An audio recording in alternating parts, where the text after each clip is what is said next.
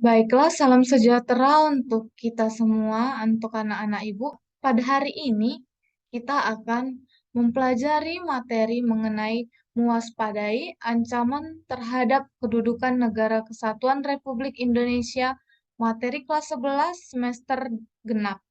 Nah, untuk sebelumnya nih, kita akan berdoa dulu sesuai dengan agama dan kepercayaan kita masing-masing. Berdoa dimulai. Baiklah, berdoa selesai.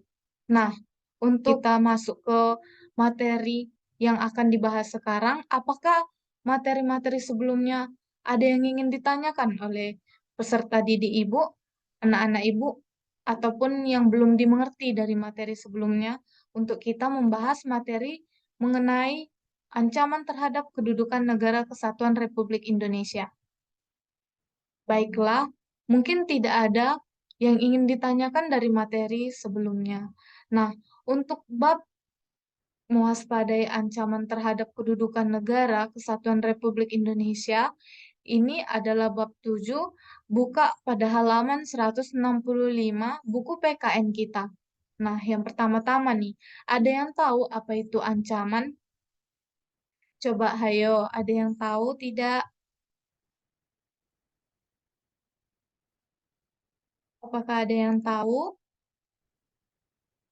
Nah, jika ada yang belum tahu, ancaman adalah terjadinya situasi yang dapat eh, maupun atau dalam sebuah organisasi nih, perusahaan, organisasi, negara, ataupun diri kita sendiri, individu, ataupun kelompok masyarakat. Nah, dalam konteks ini, ancaman ini dari negara kita, yaitu Negara Republik Indonesia. Nah, ancaman ini tidak menguntungkan gitu. Nah, jadi dapat diketahui bahwa ancaman adalah sesuatu kondisi yang tidak menguntungkan bagi kita. Nah, apa itu ancaman-ancaman itu bagi negara? Yaitu ada Ipolek Sosbud Hankam. Nah, di sini Ipolek Sosbud Hankam ini dapat berupa ideologi. Nah, yang pertama-tama nih ideologi. Ideologi ini kan ideologi kita adalah Pancasila. Dasar negara kita adalah Pancasila. Nah, terkikisnya nilai Pancasila ini sudah banyak kita temui. Kenapa Ibu bilang sudah banyak kita ketemuin? Karena udah masuk berbagai macam globalisasi yang sudah modern. Jadi nilai-nilai Pancasila ini tergusur sedikit demi sedikit. Terkikisnya nilai ideologi Pancasila Indonesia. Nah, saat ini kehidupan masyarakat Indonesia itu cenderung mengarah pada kehidupan liberal, bebas, yang tidak menekankan eh, apa-apa, tidak melarang apa-apa, atau sering kita sebut aspek kebebasan individual. Nah, kebebasan individual ini terjadi di beberapa negara, yaitu Amerika. Nah, Amerika sendiri kita tahu, Amerika dibebaskan dalam segala macam, beda dengan Indonesia. Bahkan di Amerika itu orang-orang dapat memiliki senjata. Senjata yang bahkan di Indonesia itu tidak diperbolehkan, senjata itu meluas atau dimiliki oleh masyarakat. Senjata itu seperti pistol, udah itu kebebasan seperti narkoba, itu sudah lazim di negara Amerika. Itulah yang dinamakan liberal. Sedangkan di Pancasila kita menganut lima Pancasila, lima sila. Nah, kelima sila ini adalah pedoman dari bangsa Indonesia yang harus kita patuhi atau kita jalankan. Nah, yang kedua adalah politik. Nah, politik itu apa saja, anak-anak? Politik itu dapat berupa eh, ancaman di bidang politik, dapat bersumber dari luar negeri maupun dalam negeri. Nah, dari dalam negeri, apakah ada yang mengetahuinya? Ya, dari luar negeri itu banyak sekali ancaman di bidang politik dari luar negeri. Nah, suatu negara melakukan tekanan politik terhadap Indonesia. Contohnya, dari negara-negara lain nih yang kita lihat kan, negara Arab dan Qatar, karena Arab merasakan Qatar memberikan dukungan terhadap teroris pada saat teroris lagi gencar-gencarnya di negara Arab. Kenapa?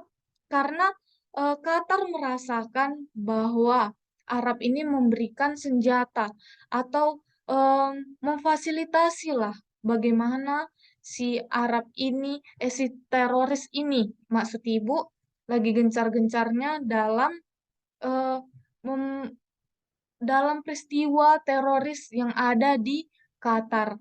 Sehingga si Qatar ini menekankan tekanan politik kepada Arab. Begitu.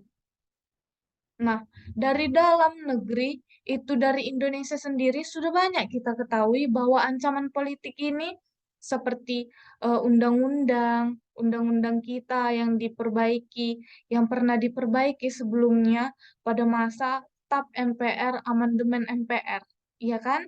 Nah, ancaman dari dalam negeri ini seperti MPR yang belum bisa membangun undang-undang baru, jadi sehingga tekanan politik yang dari masyarakat ke dalam pemerintah itu membuat MPR sendiri itu membuatnya agar bisa MPR ini membuat undang-undang lebih cepat.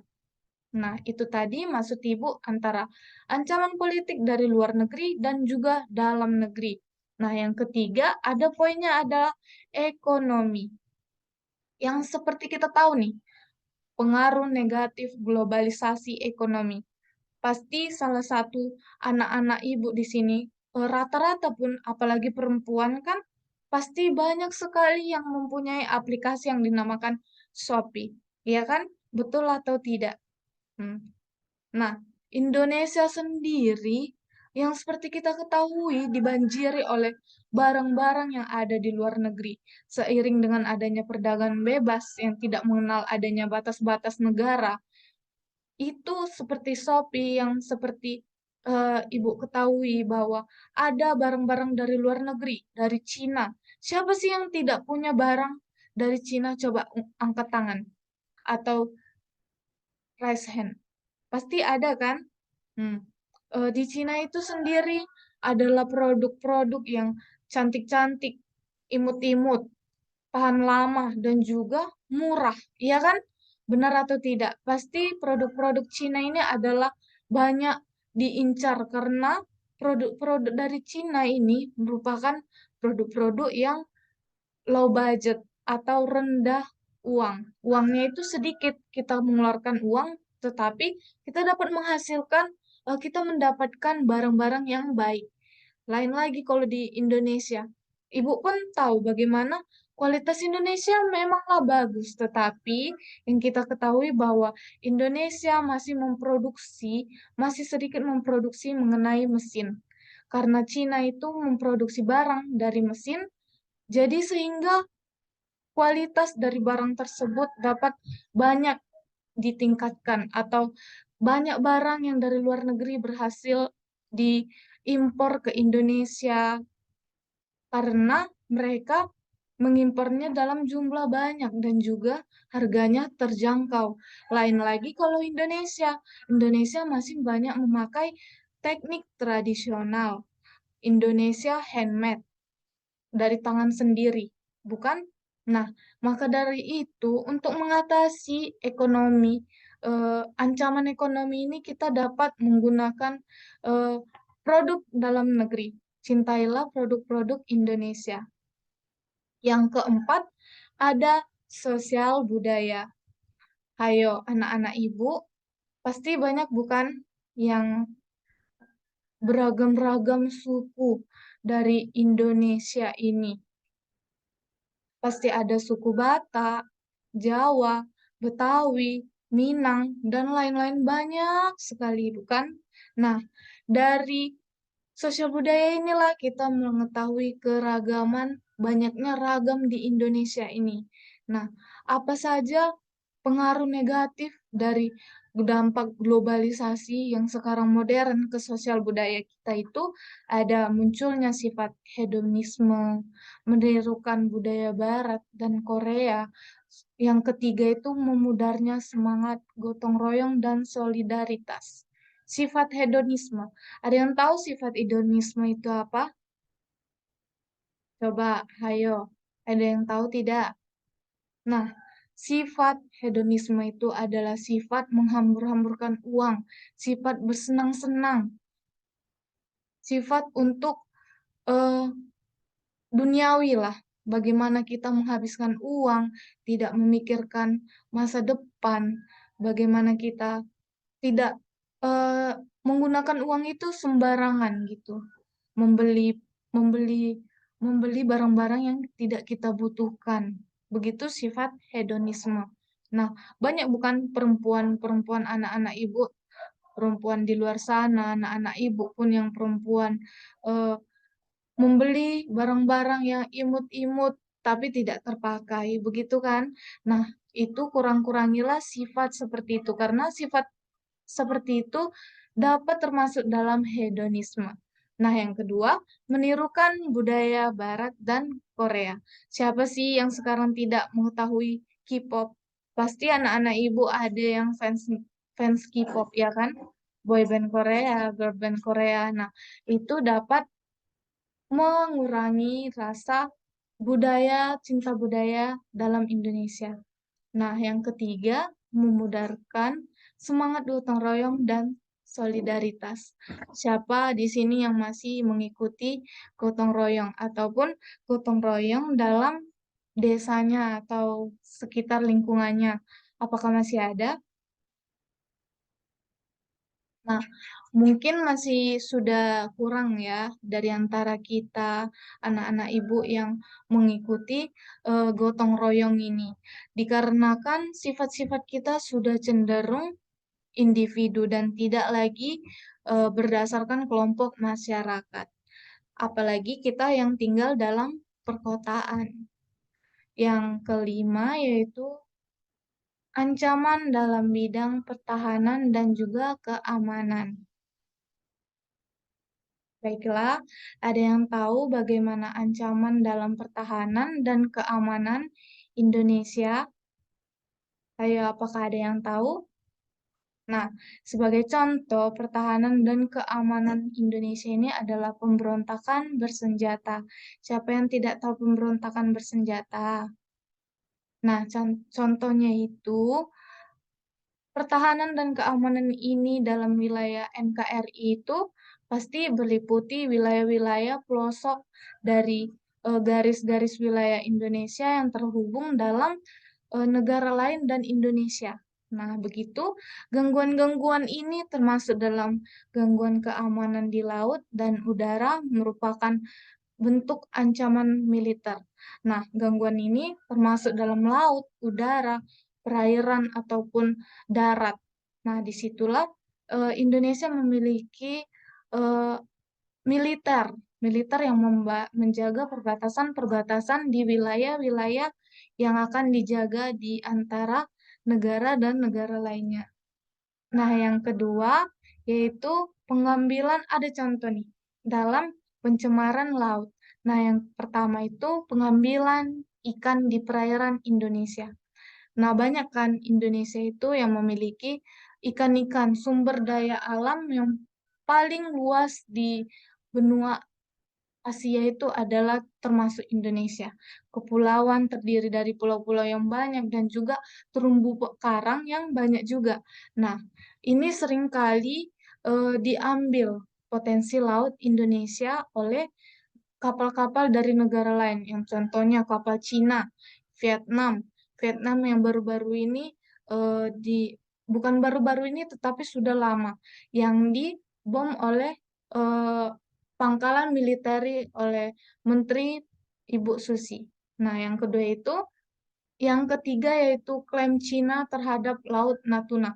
Yang baru-baru ini kita ketahui, bukan baru-baru ini, tetapi sudah lama, tetapi pada saat ini pun masih belum tahu bagaimana hasilnya.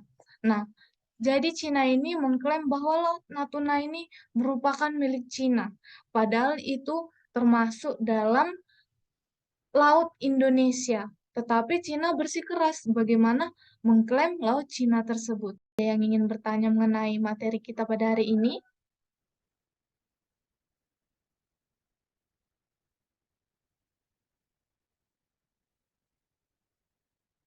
Baiklah, jika tidak ada yang ingin bertanya, maka Ibu akan memberikan tugas. Tugasnya cukup sedikit saja, satu saja. Coba murid-murid Ibu menuliskan di buku PR-nya atau buku tulisnya mengenai ancaman-ancaman Ipolexosbud Hankam yang ada di sekitar kalian, di lingkungan kalian. Masing-masing satu saja dari setiap bagian ideologi, politik, ekonomi, sosial budaya, dan pertahanan serta keamanan. Nah, maka dari itu jika tidak ada pertanyaan mengenai materi yang akan dibahas, apakah materi yang sudah kita bahas, apakah ada yang ingin bertanya mengenai pertanyaan atau tugas rumah yang akan Ibu berikan saat ini, yang sudah Ibu berikan itu? Apakah tidak ada yang ingin bertanya? Baiklah, Ibu rasa tidak ada. Maka dari itu, pembelajaran kita pada hari ini dapat kita selesaikan, dapat kita terima dan kita pahami. Semoga pembelajaran pada hari ini dapat berguna dalam lingkungan hidup kita. Semoga kalian sehat dan sejahtera. Terima kasih.